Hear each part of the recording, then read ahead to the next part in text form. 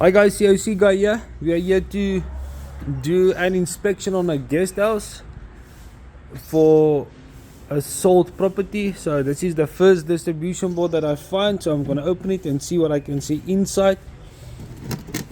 This is our main income, or if you can call it like this. There's your supply coming in. It looks like this wire have some little bit of damage. Supply going in through a 63 amp circuit breaker, and then it gives out the power that side. There's your neutral, there's your earth. Beautiful pieces of earth. I'm not sure, this looks like it was for a geyser in the olden days, but here's an earth wire going there at the back. I'm not sure where it's going, so I need to see in the back here what's happening. So I'm going to try and open this quickly. Okay, so I got this box out, the cover off. On the inside we have this. There's our earth termination of earths. So if I look at this is the supply going into the premises, into the next DB, and then this is some circuitry for something. We'll figure that out still. Here's another circuit. My guess would be this is supplying to a flatlet, because there's a couple of buildings here. And then there we have our earth termination. Tell me what you think. Do you think this is safe? Do you think this is compliant? And leave your comments, your ideas in the comments, or leave your comments below in the comment section. And if you need me to tell you what sections of the regulation it states that's incorrect, I will put that on screen here. Okay, the next DB I'll be showing you will be the next one I find. Okay, here's another DB I found on the inside. Remember, this is a second distribution board in the installation. So basically it's your first DB. The other one is just where you control the installation. But what's missing on here? I've got the sticker that's falling off. Look there, it's peeling away. I've got my in case off sticker, but there's something missing here. Our supply outside is 3-phase, so we need a indication here to say this is a 3-phase supply. And then we need to say where this thing is getting its power from, because its supply is not from the municipality. The supply is coming from the box outside to isolate. So, and there's your prepaid meter. Opening it up. It's the first time I open this DB, so by the way, look at this. So here is the distribution board, the inside of the distribution board. Got a 63 amp main breaker here with an earth leakage. Conductors underneath the earth leakage. Let me just take this cover off, it's bothering me. Okay, here's an earth leakage. Conductors under the earth leakage. Circuit. Now look at this. This is a 2.5 conductor under a 32 amp circuit breaker. Another one. 1, 2, 3, 4, 5, 6 conductors. And of the 6, 2 of them is connected to a 32 amp circuit breaker. 2.5 maximum you can use is 25 amps, unless it is the new type of socket outlets, the plastic ones, not the old Crabtree ones, the new CBI plastic, Lear plastic, or most of the plastic socket outlets. You cannot use a 25 amp circuit breaker on the circuit. You must use a 20 amp because of the way it's been tested, and yes, and what its rating is. So there we go. Another earth leakage. Here's a bridge wire on top, very small bridge wire for lights. Okay, on the inside, listen here.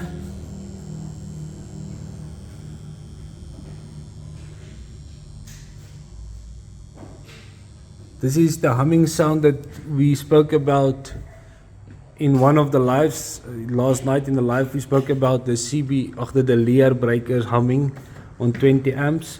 This is probably a geyser circuit breaker, but look at our bridge wires on top. But small, look at that small bridge wire there. So I would rewire this, the bridge wires, I would rewire that. And what else would I change here? What would you say should be changed? I've just put the cover back, and now when you look on the cover, you will see there's a couple of circuits not identified. So we need to do circuit tracing and circuit identification to label this distribution board properly. And yes, tell me what you think. Hi guys, it's COC guy here.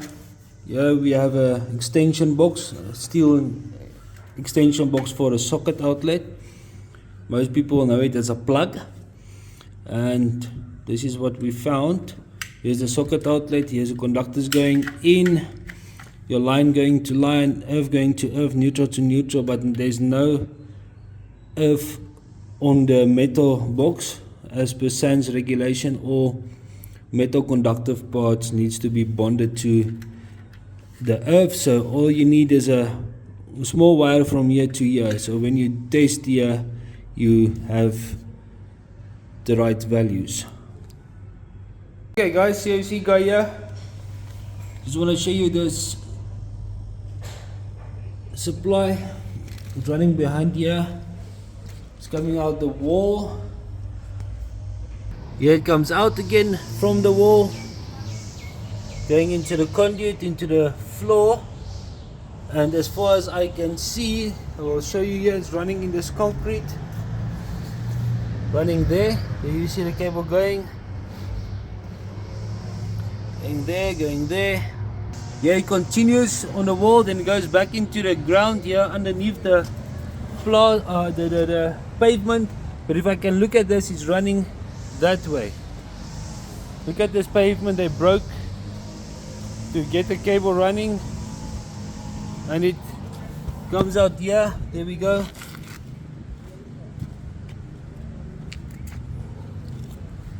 And then it comes into this enclosure here, the gate motor.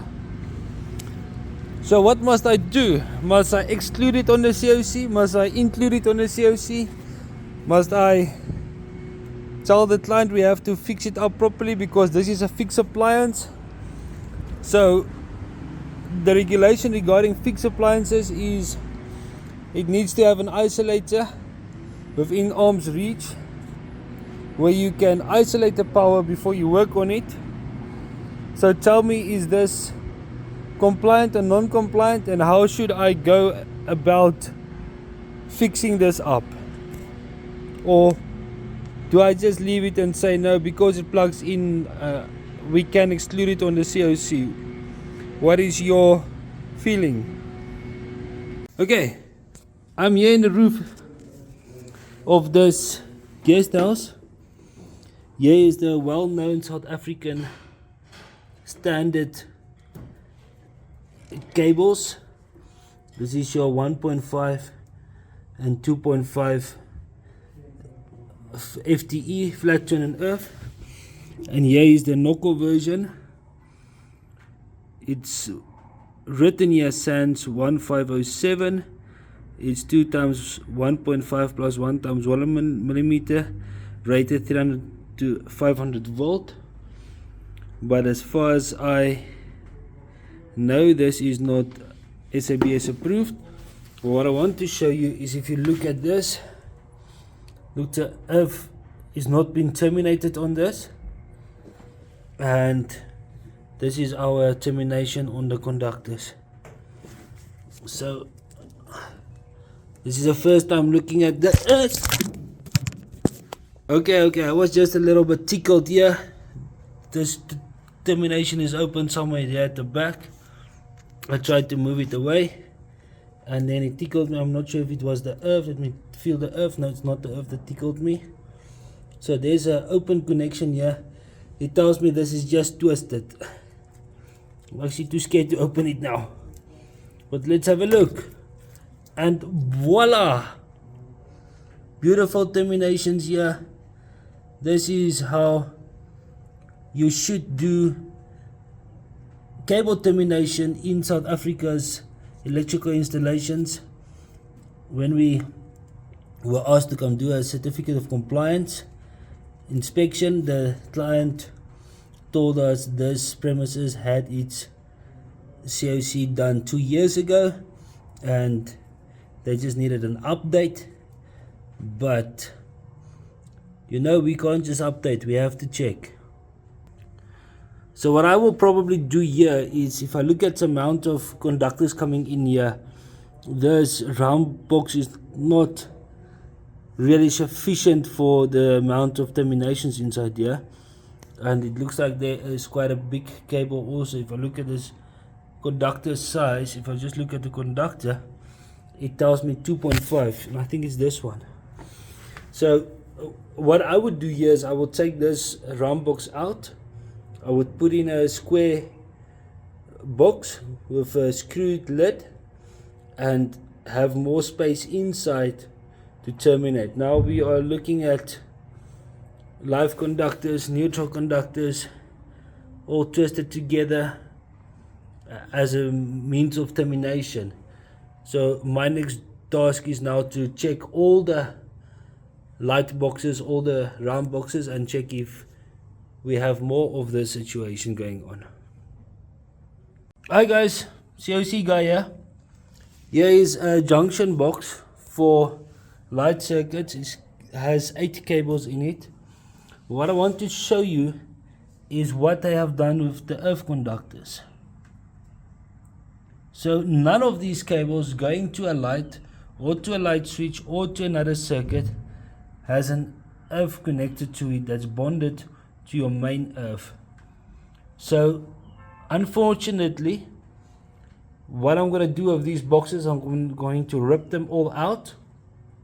I'm going to put a big square box on here with a little bit more space, and then I have to re-terminate them all, especially on the earths, because we have no earth nowhere on the light circuits. Okay, if you don't agree, tell me why, and if you agree, tell me why also. And if you see anything else that I did not mention, you are welcome to mention that as well, because I don't remember everything when I'm on site. I mainly double check it when I'm doing the inspection report for the clients. Okay, thank you. Hi guys, COC guy here again. Just want to show you why we don't like, or why we have to use a specific cables. Look at this earth cable here. On this earth cable, this 1.5 flat cable. This is not SABS approved. This is SANS 1507 approved. I need to go find out what SANS 1507 is before I can say it's not allowed in the installation. But if I just look at the manufacturing of the conductor of the cable, I can already see that it's not compliant to the SANS standard, because if you try and skin it, as we call it, if you want to open it up, have the conductors exposed, you rip off some of the insulation on the cable of the conductor. So yes, there's a couple of these cables that we need to replace. There's not just 1.5, there's 2.5 as well. But look at the terminations here, how it has been done, twisting only. And sadly and generally, you find the electricians that are not SANS registered or not wireman's license holders doing installations like this, where they just want to get the things working and make a quick buck, and leave, and the client's happy because it's working, but it's not up to standard. Now I have to tell the client, sorry my friend, my customer, I have to replace all these cables that you've already paid someone else to do, and they made a shortcut or took shortcuts to do the installation, and they used the incorrect scope of cable. So yes, this is the downside of the trade, and this is the installation side, and it's a very downside for us, because now the client says you just want to make money, you want to do everything over, but it's working, you just want to make money. But that's not the reason why we say this. We say this because we are compliant and we want to follow the regulations for the safety of the people and the building. Because what happens if there is a short, or what happens if there is a fault, you won't have any protection, and then the place burns down and people start asking questions only when there's an issue. Right, here's the lights at the sign. As you can see there, how it is been terminated, how the lights have been joined. Just zoom in there for you. Okay, and then you come down. There it is connected, or cable is running. Here's our termination. Supply coming in here, running all the way there.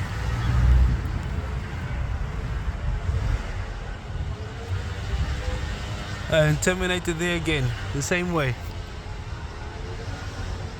Swimming pool DB. Let's see, is this DB secured? Yes, it's secured. Can't say how, but it is secured. Now we need to look on the inside what's happening there. Is it easily accessible for maintenance and repairs? That's another question. There's only 2 breakers here. Got a surge protection, a main, and I assume that's the pump. Okay, there we go. I'm gonna check the inside quick. Okay, so we try and open here, but we cannot because it's cemented down. So the only way we can do that is by pulling it off. Okay, now on the inside, now this conductor is running inside the concrete, coming out here, making a joint to this. It's, yeah, this is part of the electrical installation. So this is a dry joint, as we would call it. So what we would need to do here is remove this and take it straight to the DB, get a correct size breaker, because this is a very thin conductor. Look at the conductors there. It's not even 0.75 millimeters, but it's connected under a 16 amp circuit breaker. It is rated at 4.5 amps, so a 5 amp circuit breaker will be sufficient for this, but it's getting terminated directly to the distribution board. So there's a couple of regulations we have to take in consideration here. Okay, well, JP is busy putting the DB back together. So this is a distribution board on the outside. The requirement, the SANS regulation has a specific requirement regarding the height of a distribution board. Outside it's not supposed to be less than 1 meter, and currently this distribution board is 2 fingers on the floor. It's cemented in one corner, it's cemented on the floor. So what we would need to do here is to put a post against the concrete block, or fasten it in the concrete with raw bolts, and mount this distribution board on a post so it is above the floor and not on the floor, and it cannot be lower than 1 meter as per SANS regulation. COC guy here, we were switching off all the power because this is indicated the main switch. I switch it off and I put my hand in here and this thing give me a little tickle because I'm trying to find out where this cable is getting its power from, or where is it supplied from. I can't find it, so I have to strip out the DB for that. But then this bus bar gave me a little tickle. Now look what happens here. JP is just putting the one conductor on the bus bar, as you can see there. The other conductor is in it. Hold on from your finger off. It's in his hand open, and look at our voltage on the tester. Now this is supposed to be off. So let's have a look. If we touch it on the earth and the neutrals, see what we find.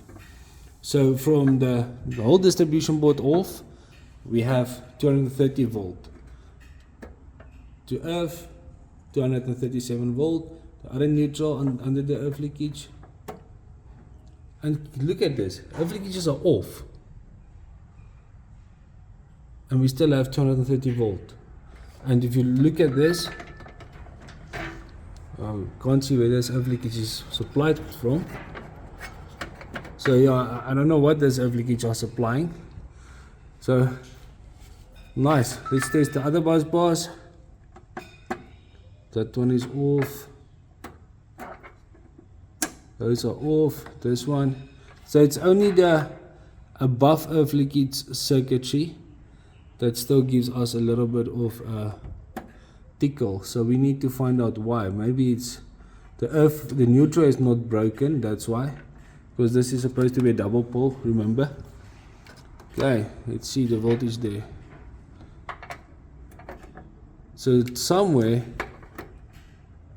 this thing is getting power somewhere else. Alright. Okay, on this distribution board that was giving us a little bit of electrocution, getting supplied from this 3-phase DB or prepaid. It's got a single pole circuit breaker here that's marked as the main switch.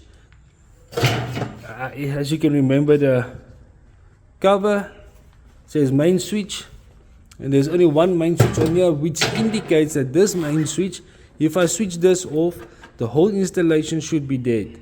But these circuits are supplied from another phase. So when I'm looking on the outside, I have a 3-phase supply here supplying the prepaid meter. Then the prepaid meter supplies the circuits here, and as far as I can understand, this is one phase from the prepaid meter. This is one phase and that's another phase. Okay, let's have a look at that. Just want to double check if I'm correct and we can go from there. Okay, as I thought, entire DB is off, all breakers are off except for this one circuit breaker. And this circuit breaker is supplying this setup here, this distribution board. How do I see that? Because it's on. So with that said, the installation that is already having a COC, but it's not up to standard, it's not up to compliance. So we've got a little bit of work here cut out for us. So look at the size of this distribution board. We need to increase the size of the distribution board and add more circuit breakers and circuitry here to make this more safe and more compliant. Because now you have seen, if I switch off this main breaker, which is indicating the main breaker for the installation, we still have power. So what should happen here is, from the prepaid meter, 3-pole circuit breaker should come in. From the 3-pole circuit breaker, the different circuits need to be supplied and it needs to be balanced. As far as I can see here, most of the components are wired to one phase and then the sub DB to another phase, and then the light is on another phase, which tells me the load balance is way off. Okay, so this is this distribution board, and our overleakage JP just tested. It didn't seem like it's working. That one is working. That one is working, but none of our plugs in the installation is tripping. So that tells me somewhere, somehow, somebody made a mistake with the installation. What we have discovered is some of the plugs installed is wired with that 1.5 SANS 1507 cable, which is incorrect already, because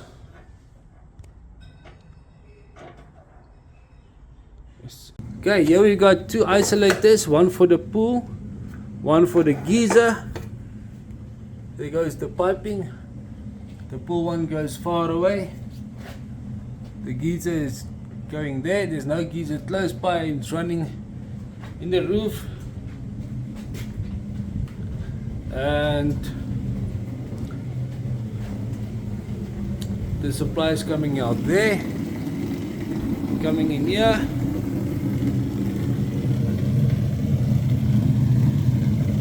Supplying our geyser. See, it's got multiple supplies. Conductor going in the ground. We traced it, running there, running there, running there. Make a sharp turn to there. And then it supplies the pressure pump that's inside the Wendy. Okay, so this is a big confusion. There's written pool pump. If I switch it off, the JoJo tank stops getting water in. So we traced it to here, to this setup here, which is your Boral pump. So it tells you the importance of labeling things correctly, because if someone wants to work on a Boral pump, how are they going to isolate it and switch it off and make sure it's safe? So our geyser isolator gives power to this pressure pump as well. So the geyser and the pressure pump gets power from one isolator. Okay, so for this, what you're going to need to do, the easiest, simplest method of fixing this up is to disconnect it here, put a junction box here, install a cable to the DB to supply only that socket outlet, and that socket outlet needs to be under earth leakage protection.